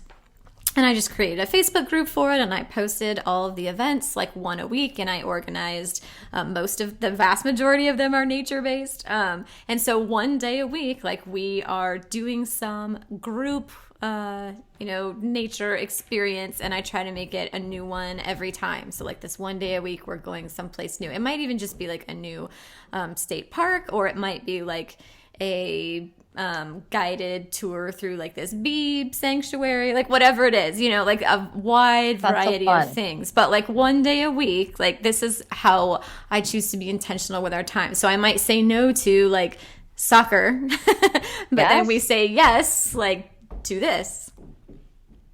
Oh, right. Yep. It's all about, like, it is about your time. Yeah. And it's about being able to feel that you are frantic. Yeah. Recognizing that. And there's lots of ways to recognize it too. I think if I had done yoga or some sort of, I played soccer for a very long time, but soccer doesn't necessarily, you don't slow yourself down. You kind of keep yourself in a tight, concentrated. So I think it almost shaped my brain because of I played soccer. You were hardcore. I loved it. I had a special bag, that I thought was so cool. And I was like in as anybody could be in sports. And I think it shaped my brain in sort of keeping myself tight that way. And that yoga or, that's what my daughters do now. And we just put on the music and dance, trying to get inside of their bodies a little bit more. Yeah. I think I would have recognized and felt a lot of this a lot sooner if I had been way more in touch with my body. So I think that's a really strong way to keep the connection going, even if you can't go outside all the time. It's cultivating that stillness within you, which echoes all those ancient rhythms. Yes. Oh, I so agree. And so much in early childhood, like particularly on the mainstream path, how we talked about it being really control-based, it's a whole lot of restriction when they're young. Like, no, I need to do that for you. No, you can't do that. No, you need to. And so then when they get a little bit older and we're telling them, like, why don't you want to try to eat new things? Why don't you want to go outside? Why don't you want to, well, if it's all restriction in the beginning, then they lose that, they don't hear that call as loudly anymore. And so if we can do that from the beginning, like you're talking about, you're doing with your kids, like where they know, they can engage in risky play outdoors, they can climb a tree, they can look up, find a flower and ask if it's edible, and find someone, who knows whether they do, and ask, and they can try it. Like, if we can hold the space for that in the beginning, like they can just always have that connection. Oh my gosh, yes. Being like saying yes. or at least finding a way. I think I try to look at it like that, like finding a way. The quality yes is how I phrase it sometimes. I love that idea, a quality yes, because we're also, there's this concept of child-led, but I think especially here on the farm, we're take a drink, relationship-led. Right. Because sometimes it's not about us, it's not about the child, because we are in a community of things that are alive and are pulling, and so that's okay though, because we're relationship-led, so they understand, they acknowledge it's the time for this thing to develop over here that needs its life too, and needs its essence to be revealed. And we're gonna, and in a more practical sense too, there's things on the farm that we have to tell the girls, maybe they do want to go explore the like the chicken coop, but for our relationship that we're building and where we are and what we're doing, that's not like serving the whole in that moment. So I think all of those forces are so natural, and it sounds like you're like bringing an awareness to your kids about all of these natural forces, about the needs of the other living things that are around you, and the plants and the animals that are around you, and sort of honoring these natural rhythms and these natural cycles. Like, I think that is including them and inviting them into an awareness and connection of all of those things, as opposed to just the arbitrary no. Oh, right. Totally. Like that's the acknowledgement, like that you are a part of a team here and part of we're in a village more based setting with, my parents and my aunt, my sisters over every day, because they're starting to get ready to build, and they live right down the street, like a minute away. So all of a sudden you have a village led type of dynamic that I think is a little bit different than the child, although I completely get the child-led philosophy and I understand it. I always honor, when we're in that flow and it's possible, I always honor that, and I never force them to do things that they don't want to do in terms of learning. I prefer self-directed. I think I prefer the language self-directed to child-led, because self-directed implies that it's for everyone. So it's not just all about what the kid wants. It's everybody has their own self-directed learning and then you're all in connection with each other. And so it's all a collaboration among all of you. So you all have your self-directed, and then you're all in collaboration and connection. Yeah, I mean, I think that's it, and they feel like they're a piece of this other, which is kind of how it would have been. Exactly. You would have had to make room for you're a part of a whole, so it's really a holistic thing, and that helps them be a little bit more self-directed then too, because like my daughter, she is the ultimate she's just always, now she's like, okay, well then she'll go right to it and try to compromise. Yes. She's really good at it, because she knows she's had to make space, which is a great thing. I think a feeling, you give up something, but you get so much support. Yes. So as a child, learning that it's all right to let go and you don't have to hoard, and you don't have to control, and you don't, I think kids don't really learn that through intellectualizing it. They learn it through the people that they love and the things that and the relationships that they have. They learn that by being in connection with people and in how those people relate to them. Yes, that's where it's really becoming very, very real for them. So, and when there's livelihood and our food, that's pretty serious for us. So she understands there's a gravity towards what we're doing too that binds us. And that's how it is in nature. Like there's an element of gravity. There's an element of survival. It's not just like, okay, well, this is important for our family. No, this is important for like our life. Right. So I think that kind of the pulse of that, they like we're all as humans instinctually tuned into that kind of importance, and we will stand up in those moments, and we will rise to that because we fit that fits what we are designed to do. Yes. Okay, so let's talk about bringing nature in. I wrote about this in detail in the Sage Homeschooling book, but some of my favorite tips are things like plants, natural light, decor you hand make together from nature, natural materials for projects and creations and play. We have like a nature tray where the kids display and examine their found treasures. And then I plant interesting natural elements in their environment based on their interests to act as like invitations for learning. And when they were younger, we did a lot of sensory bins, which were just gold. So what tips do you have for bringing nature in? Well, that you covered so many amazing ones. I think that's pretty much what we do. And I think one thing we do is we're obsessed with birds. So a birdhouse has been life altering. So we have, I think, some of the things that birds are just our thing. I'm going to get a t-shirt that says that too. I need a t-shirt press because if I wasn't doing this, I would just be making bad t-shirts that a very small amount of people would actually ever understand.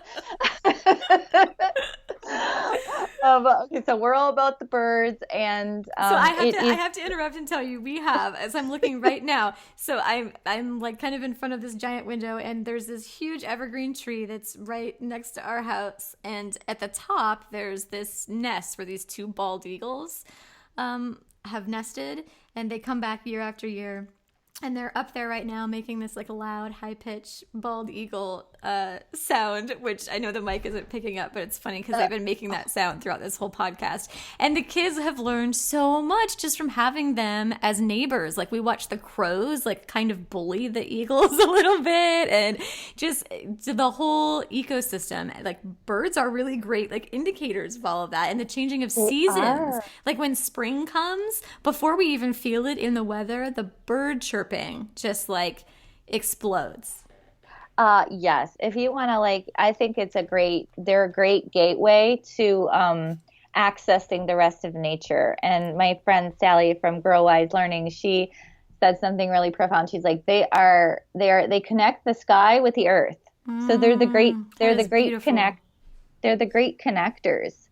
And we we have the full moons that we follow the traditional Algonquin names for the full moons. We celebrate that cycle, but we also have we have our own full moon names that we make for what is phenology, the phenology that's emerging inside of the environment at that time. And a lot of them that we've renamed are birds because they just are so indicative of an entire cycle. So I think birds are such a something to hold on to, and an access point, and the birdhouse is a way to bring those back in.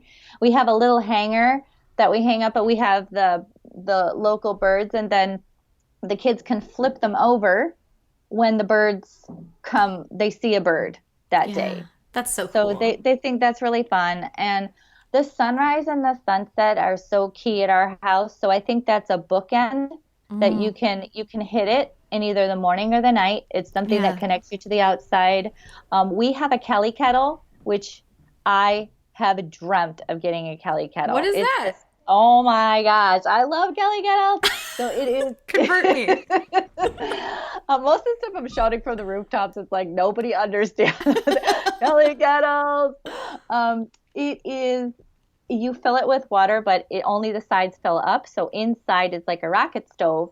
So I've had a really hard time trying to find out how to boil water really fast, because I think another way to connect the inside to the out is through tea. So we have tea, in dead of winter, we can just pop our Kelly kettle, fill it up, have our you only need a couple little tiny sticks to get it going. And for almost anybody, even if you're in an area where you can't have a lot of fire, I think it would be within the regulations. So this is why I love it, because it can be used by a lot of people. And then you can make your tea, and you can have your tea right there. And we try to include some foraged element of the season. So pine needle tea in the winter, but you don't necessarily, and rose hips and things, but you don't have to do that.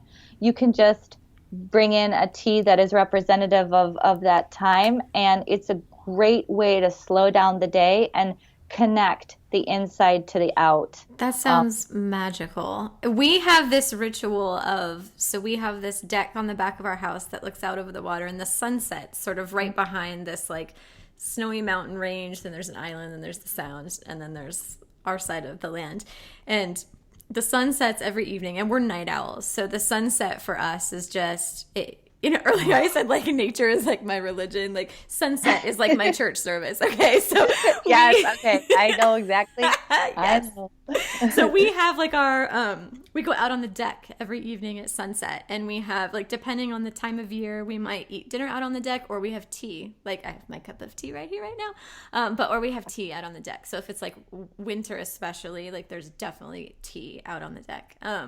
So I love that. I've never even heard of this. So you're going to have to send me a link so that I will. I can include it in the show notes. Oh, it's so awesome because you can bring it anywhere too, because I kind of get, I don't always want to go deep into the woods where we have our fire pit set up when we're doing our forest school and we're doing our explorer days. Mm-hmm. I kind of just want something I want different kinds of more versatile ways to make fire because you can cook on it too. So I think, or getting a little grill that is just for the kids. I've seen this, and I can't remember where I saw this, but they just have a tiny grill just for the kids, this is an important point. I think don't feel like you need to be so forest schooly. And I am such a forest school advocate. Their pedagogy is amazing, and they've inspired me to no end. Nicolette hates forest school. You all heard it here first. I'm just kidding. Exactly. I feel like people they're either, and by people, I mean also me, get, hung up with, if I don't have a fire pit, I can't do proper, I can't do it properly. It's too prescriptive.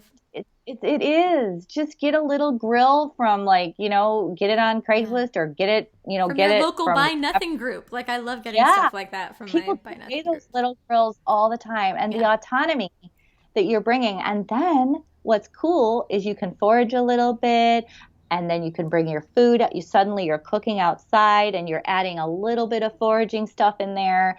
And then the kids love eating and cooking outside, even in the dead of winter on the little grill. So I would just try to dissolve those indoor, outdoor. Go do a list of all your indoor activities and what can you bring outside. And we do paintings, watercolor paintings. And then if it's raining, we're like, oh, it's rain painting day. We'll just bring the paint out and just let the rain fall on it a little bit. So awesome. My point in doing that is like, the nature is always there, and it always can try to just integrate it as much as you can. Even our sit spots, again, you're supposed to have a sit spot outside and this and that. Your sit spot could totally be inside. Yeah. We used to wrap the kids in the blankets and just sit with the screen door open and look at this one tree. And when Magnolia is, 1.5, that was our sit spot in the mornings because that's what we were able to do. Yes. So really the culture, and one thing that is so, so, so key, I think, is story of the day. And this is from John Young, who is one of my ultimate mentors. Story of the day. Like when he is with these indigenous cultures, they always come back from hunting and gathering, and they always go over the day. Yes. I just see it already, and storytelling is such a key, of wild schooling, and it's something that I already see in my little ones. Yes, this is what I was talking about with the interpreting your experiences. That largely happens through storying. So for a lot of adults, they'll journal, and that's how they interpret their experiences and consolidate their memories for the day. Like research shows really great outcomes with that. For kids, like especially, for all of us, verbal storytelling is valuable, but for kids especially, that is huge in interpreting the experiences and consolidating the memories. It's sort of like you co-author the story of your family, or write the culture of your family through storytelling.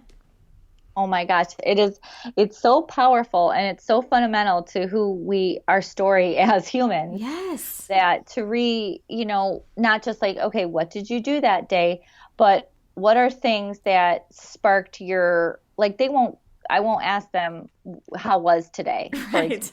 Good. What's amazing is all we did was my husband and I would just always, from the time they were born, which is what my parents have always done for me and such a gift, is really vibrant, energetic, like connected conversation about what happened during the day. And oh my gosh, did you see that? And did you get that? That baby lamb was abandoned in the, overhang, and we had to take it up. And it doesn't even have to be a baby lamb. It could just be the mailbox. We went and, Aunt Debbie gave us a piece of mail. And I think just we modeled that, and the girls have just taken it on so much. And storytelling used to be definitely a way of it's a way of reiterating the bond that you have. And it is so crucial to communication. Like that communication that people used to do in story was key to their survival. And that is a huge part of literacy. Like nowadays, so many parents are concerned about literacy. Like this is a step on, this is a huge part of literacy is this conversational journaling, this storytelling. Oh my gosh. Yes. Just being literate of like of your, what's important and vital to your existence and to your soul, you know? And that is, I mean, it's so, so fundamental. And I was going to say something else about story. I just get really excited about this because Me too. I just love story. When I was, in the therapy world, I had a postmodern theoretical approach called narrative, which is completely based on that. So basically that who we are, our conception of ourselves and how we relate to others and fit in the world is a reflection of the story that we write of who we are. And the story of the world, that we write, and we can heal a lot of our problems through re-authoring that narrative, through shifting our perspective and changing the story. So like I am like deep in the storytelling Kool-Aid. Oh my God. I so see that in everything you're doing, shifting the story and claiming your story. I definitely see that in like everything you're doing. And with the podcast, I mean, you have people telling their stories too, and it is storytelling. Oh, yes. Yeah. You're my new best friend. I want to let you know. We're like BFFs now. Same way. Okay, so Q&A. I posted in my Sage Parenting Tribe on Facebook that we were going to chat about nature today and asked if they had any questions. And lots of mamas are worried about ticks, which is so funny because you mentioned that earlier. But what steps can we take to help mitigate this risk? So I definitely talked about that earlier. But you're going to go places that you don't know, obviously. So I think appropriate dress is key in everything that we do. So just that is a way, it's a gift we give. When we help our kids dress appropriately, it's just a gift that we give. And I think empowering the children to be a part of the process instead of keeping them in the fear. So first of all, centering yourself around ticks and really just, I don't know if you have to write it down or like, I know there's certain things I've had to center myself around in terms of fear and playing it out in your head. Like, how are you going to react? How are you going to So I think that's such key knowledge is bringing your kids into the process. Here's what happens if we find one. Here's what the different kinds of ticks are. Here's the ones that are, could hurt us. And really looking at the statistics around it and trying to, which is I don't think a lot of parents involve the kids in the process until they find one and everybody's scared. Right. So prepping, like nobody go out. Like whoever's afraid of ticks here, do not go out one more time without having yourself prepared. And I have a whole bunch of links. I have a lot of information on this. I will give you that I just would never, if I was afraid, I would definitely bring my little tick prep box. I would have had a great conversation with my kids. And again, that you're going to feel so, so, so much better because if you just wait until you see the tick, the fear is going to be so, the unknown. Right. So that's one way. And then getting to know a place like we talked about. And then I think the final step is just then after you've prepared, you try to let it go. Like it's so hard. Yes. It's so hard because if you carry it, you are going to constantly be talking to the kids. And I think that's one of the most damaging things that can be done is to bring a child out of their play. Yeah, agreed. It takes a lot, especially if you're in nature that you haven't visited a lot. Like if it's a new place, which is why I always like have this time where we're in the same place, is because it takes a while. People feel like, oh, they're just going to click in and they're just going to play. And you know what? It takes kids a while in a new place to get comfortable. Yeah, no you matter have to get in the flow. You do. And when you take them out of the flow, it's so hard to take them back in. So if they're rolling on the ground and in the grass and you're like, no, there could be ticks in there. It's not going to be fun for you or them.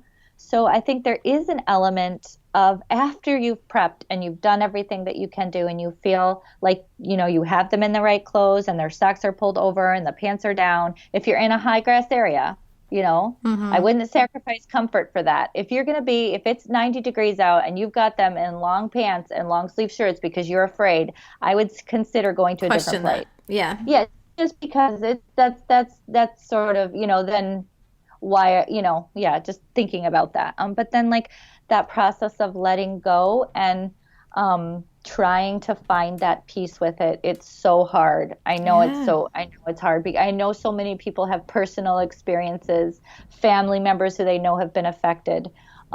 So I guess I'll just say this: find the space and the place where you can help the children feel free, whatever that is.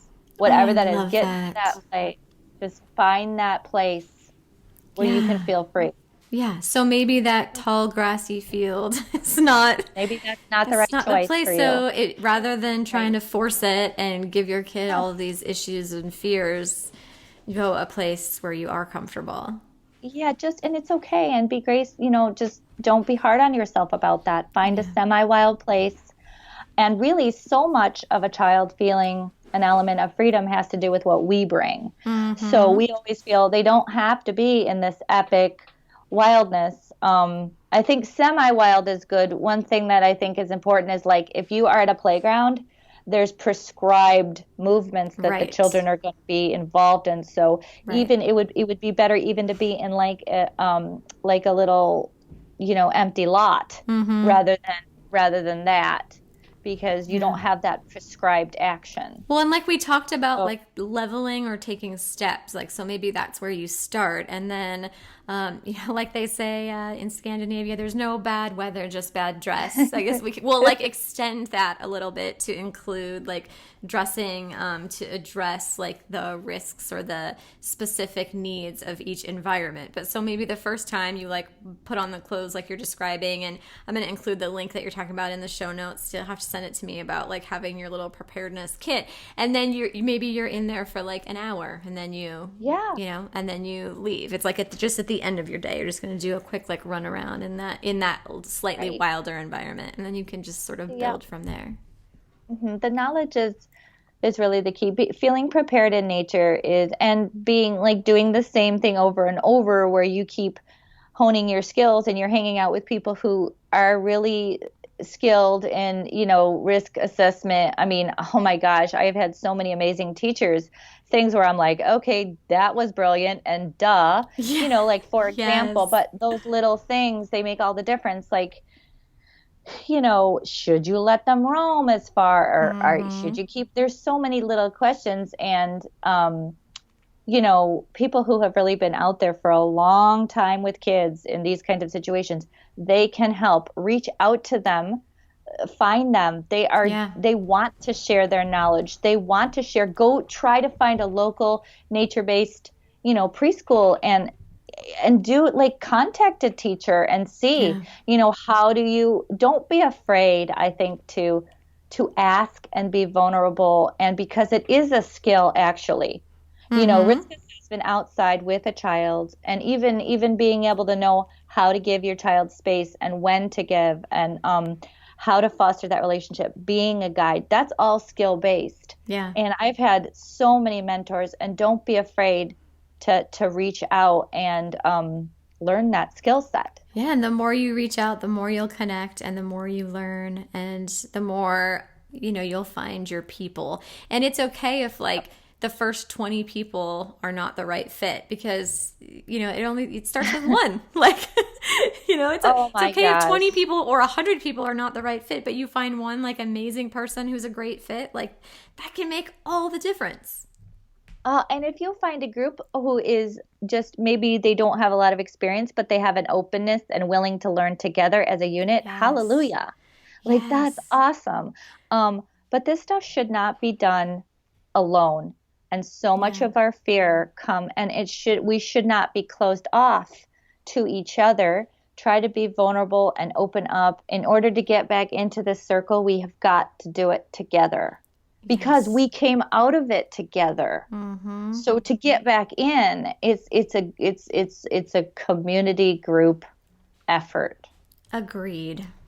Now let's move into a day in the life. So describe your favorite day this week and share with us why you loved it. And I think this is so powerful, because the more stories that we can hear of people living these values and what it can look like for them, the more of that like culture, the more of that path opens for other people. Well, I won't get too detailed into it, but we just usually, the kids sleep as long as they need to, and I have to go take care of the chickens in the morning, and I'm kind of checking out things on the farm. So I do that after breakfast. We play music usually. And well, there's a lot of other things, but not a lot of other things, but there's some things we do. Sometimes we have a morning basket, but really we're eating and then shifting into the outdoor chores, and responsibilities. And so this week, we're walking out there together, and my husband usually fills up the wheelbarrow to get the compost, because we're starting the garden and having to put compost all over it. And I have a hard time doing it because the wheelbarrow is like broken on one side. But for some reason today, I'm like, no, I need to work out, because I just need to get in shape. And so flex those muscles. Yeah, I had like this burst of energy, like I can do it. So I got the wheelbarrow, and the girls are behind me, and they're like, okay, mom's got her face on, she's gonna try something. So I'm going, and it's just, I kind of got instantly frustrated, because the whole barnyard, it was just so wet. It was so hard to get the wheelbarrow through, and I just put it down, and I'm like, you know what, let's just stop for a second. And I looked to my right, and I'm like, what is that? There was a mom with 2 babies. We had put her in the overhang because we knew she was going to give labor soon. We didn't lock her in, but there was like a little white ball like in the corner I could barely see. And it was a little baby who had been separated from its mother up on the far field. So we didn't see it because it was covered in straw. Oh. So it got separated. It couldn't have been, I'm hoping it wasn't for long. I check every day, so I don't think it was long, but we completely shifted our whole thing. Like, we picked her up. I called into my husband. I'm like, they think this one is much bigger than the ones in the overhang. I don't think that, it's a family. And so my husband works, he works from home 3 days a week, which is a blessing.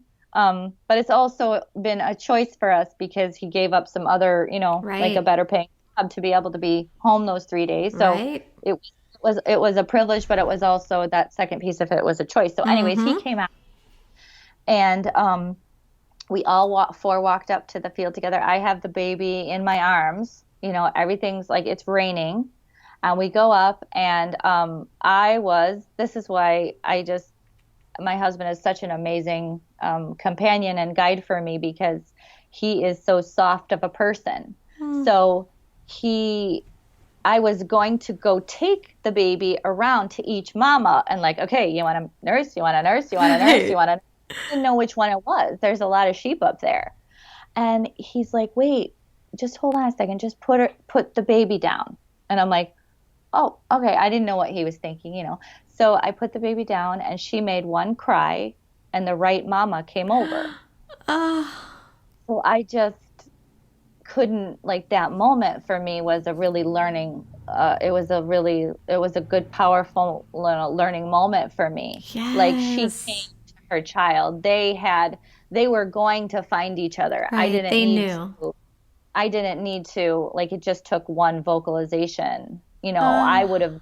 And then I would have scared, you know. And he talked to me a little bit more about it. He goes, yeah, you actually would have destabilized the whole herd by doing that, going to each one. So and that's the whole thing. Like, wow. Emergent, our learning is so emergent, and so many of the resources that I end up bringing in, I don't buy a curriculum and follow it. I see what emerges in our environment and I bring stuff in. Yeah. And that, I think, is a wild schooling thing, because it will emerge. And the scary part is like, oh my gosh, you just kind of feel like you're a little bit on your heels. Yeah. But hey, because it's just not it's not a feeling we're used to, being reactive into our environment. We're not used to that dance. We're used to being in control. Right. So the way we talk about curriculum and the way that we bring in our resources is actually backwards. Yeah.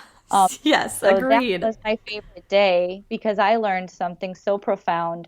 The girls were there and just totally in it. And we, you know, not every day is like that, but it was really, really, it was an amazing day. Yeah, like, nature provides and we support. Yes. It's like just that. It's a dynamic dance, and you cannot lead it. Like, you have to do it together. Yes. That was such a beautiful story. Now I'm thinking about the baby lambs. No, I'm just so unconscious sometimes out there. That's why I need other people in my life, like, cueing me in. Yes. Because he's like, what do you do? You know, he wasn't mean about it, but he's like, right. No, here's an idea. I know, hey, here's an idea. Let's not destabilize the entire herd. Exactly. Okay, so let's take our deep dive. What are your favorite resources for people to dive deeper into this topic? Oh my gosh. Well, I think it depends on what aspect of it you want to dive into. Yeah. So I'll send you a bunch of links, and there are some wonderful books like Balanced and Barefoot that is a great, if you're struggling with the fear piece of it, I think that's a great research-based book. Oh, that one's on my reading list. So is No Such Thing as Bad Weather. Have you read that one? Gosh. Yes, and that is an amazing book because it blew my mind. Well, Linda's awesome, and she's the author, and she grew up in Sweden. Right. And so what was the most mind-blowing aspect of that book is that, other countries do it like this. Right. You know, it's like not just it's what they do. You know, they've normalized what we struggle so hard to do. It's in every aspect of their society. Like, they have this one thing that's kind of like their Mickey Mouse is a nature gnome. And he is a guide. I forget his name, but he's awesome. I want to send you the link because it's an amazing concept. The kids know that nature, it's not even a gnome. It's like how Crinkle Root, probably a lot of people on the podcast know who Crinkle Root is, but he's like their Crinkle Root, but Crinkle Root is some side, fringe character here. But this being is a guide for kids from the time they're really young. Oh my gosh, I love that. Need that, yeah. So she, her whole book is about bringing that into the light, that this is how people. So it really inspired me to start normalizing what we do and get out of my own head of like, I'll kind of keep this kind of, sort of obscured. Share it with the people who are interested, but not necessarily kind of, So Yeah. it was really inspiring to see a whole country committed to this idea from birth. Oh, that is awesome. Okay, so there's no such thing as bad weather and barefoot and balanced. I'm going to move those from my list into my Amazon cart. And then I also have Last Child in the Woods. I read that one. I think that's a good primer. It's a little bit, it would basically kick-started the revolution. I would say it's a little bit heavy, but it's almost like fundamental, it's kind of like, a foundational read.